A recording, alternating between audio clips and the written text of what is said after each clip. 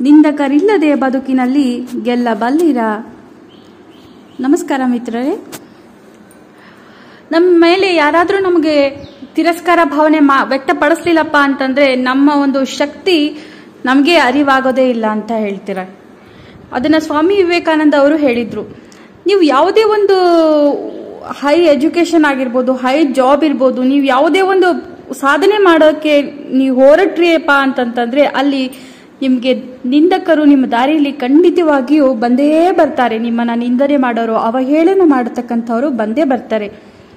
ಈ ಒಂದು ನಿಂದನೆ ಅಂತಕ್ಕಂಥದ್ದು ಬದುಕಿನ ಒಂದು ಭಾಗವಾಗಿದ್ದು ಅದನ್ನ ಸಮರ್ಥವಾಗಿ ನಾವು ಎದುರಿಸಿದಪ್ಪ ಅಂತಂದ್ರೆ ಮಾತ್ರ ನಾವು ನಿಜವಾದ ಒಂದು ಯಶಸ್ಸನ್ನ ಗಳಿಸ್ಕೊಳ್ಳಿಕ್ಕೆ ಸಾಧ್ಯ ಆಗ್ತದೆ. ನಿಂದನೆ ಅಂತಕ್ಕಂಥದ್ದು ನಮ್ಮ ಒಂದು ಪ್ರಯತ್ನಗಳಿಗೆ ಇನ್ನೊಬ್ಬರು ಮಾಡ್ತಕ್ಕಂಥ ನೀಡುವ ಒಂದು ಪ್ರತಿ ಉತ್ತರ ಅಂತ ನಾವು ತಿಳ್ಕೋಬೇಕು. ನಕಲಿ ಹೊಗಳಿಕೆಗೆ ಅಷ್ಟೇನು ಮಹತ್ವ ಇಲ್ಲ. ಆದ್ರೆ ನಿಂದನೆಯ ಹಿಂದಿನ ಅರ್ಥವನ್ನ ನಾವೇನಾದ್ರೂ ತಿಳ್ಕೊಂಡ್ವಪ್ಪ ಅಂತಂದ್ರೆ ಅದನ್ನ ನಾವು ಪ್ರೇರಣೆ ರೂಪದಲ್ಲಿ ತಗೊಂಡು ನಾವು ಕಾರ್ಯವನ್ನ ಮುಂದುವರಿಸ್ಕೊಂಡು ಸಕ್ಸಸ್ ಅನ್ನ ಕಾಣ್ತೀವಿ ಲೈಫಲ್ಲಿ. ಮಹಾಪುರುಷರು, ವಿಜ್ಞಾನಿಗಳು, ನಾಯಕರು ಯಾರೇ ಆಗಿರ್ಲಿ ನಿಂದನೆಯನ್ನ ಅವರು ಕೂಡ ಒಂದು ಅವಮಾನವನ್ನ, ಅವಹೇಳನವನ್ನ ಸಹಿಸಿಕೊಂಡೇ ಅವ್ರ ಮೇಲಕ್ಕೆ ಹೋಗಿದ್ದಾರೆ. ಮತ್ತೆ ಇವಾಗ ಒಂದು ಸಣ್ಣ ಕಥೆಯಿಂದ ನಾನು ಹೇಳೋಕೆ ಸ್ಟಾರ್ಟ್ ಮಾಡ್ತೀನಿ. ಡಾಕ್ಟರ್ BR ಅಂಬೇಡ್ಕರ್ ಅವರು ತಮ್ಮ ಒಂದು ಬಾಲ್ಯದಲ್ಲಿ ಅತಿಯಾದ ಒಂದು ತಿರಸ್ಕಾರ, ಅವಮಾನ ಇವೆಲ್ಲ ಎದುರಿಸಿದ್ರಂತೆ. ಕೇವಲ ಜನ್ಮದಿಂದಾಗಿ ಒಂದು ಸ್ಕೂಲಲ್ಲಿ ಅವ್ರು ಕೂತ್ಕೊಂಡು ಓದ್ಲಿಕ್ಕೆ ಅವರಿಗೆ ಅವಕಾಶ ಇರಲಿಲ್ಲ. ಯಾಕಪ್ಪ ಅಂತಂದ್ರೆ ಅವರು ಕೀಳಮಟ್ಟದ ಒಂದು ಜಾತಿಯಲ್ಲಿ ಹುಟ್ಟಿದ್ರು ಅನ್ನೋದಕ್ಕೆ. ನೀರು ಕುಡಿಲಿಕ್ಕೂ ಸಹ ಅವ್ರಿಗೆ ಅಲ್ಲಿ ಬಿಡ್ತಾ ಇರಲಿಲ್ಲ. ಈ ತರದ ಒಂದು ಸಹಾಯ ಸಿಗ್ತಾ ಇರಲಿಲ್ಲ.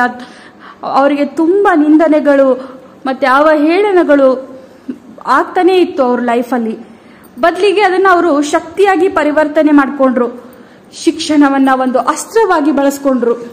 ಅವರ ಒಂದು ಬುದ್ಧಿಮತ್ತೆ, ಪರಿಶ್ರಮ ಮತ್ತು ಒಂದು ಸಾಹಸಮಯ ಚಟುವಟಿಕೆಯಿಂದ ಅವರು ಭಾರತದ ಒಂದು ಸಂವಿಧಾನ ರಚನೆಗೆ ನಮಗೆಲ್ಲ ಮಾರ್ಗದರ್ಶಕರಾದ್ರು. ನಾನು ಹಿಂದುಳಿದಿಲ್ಲ, ಆದರೆ ಸಮಾಜ ನನ್ನನ್ನ ಹಿಂದುಳಿದನೆಂದು ಭಾವಿಸಿದೆ ಅಂತಕ್ಕಂಥ ಒಂದು ಮಾಹಿತಿಯನ್ನ ನಮಗೆಲ್ಲ ಬಿತ್ತರಿಸಿದ್ರು.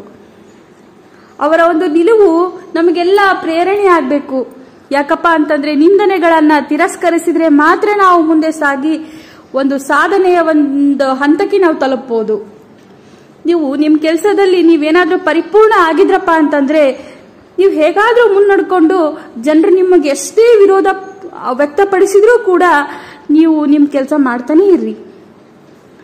ನಿಂದನೆಯ ಪ್ರತಿ ಉತ್ತರವೂ ಕಾರ್ಯ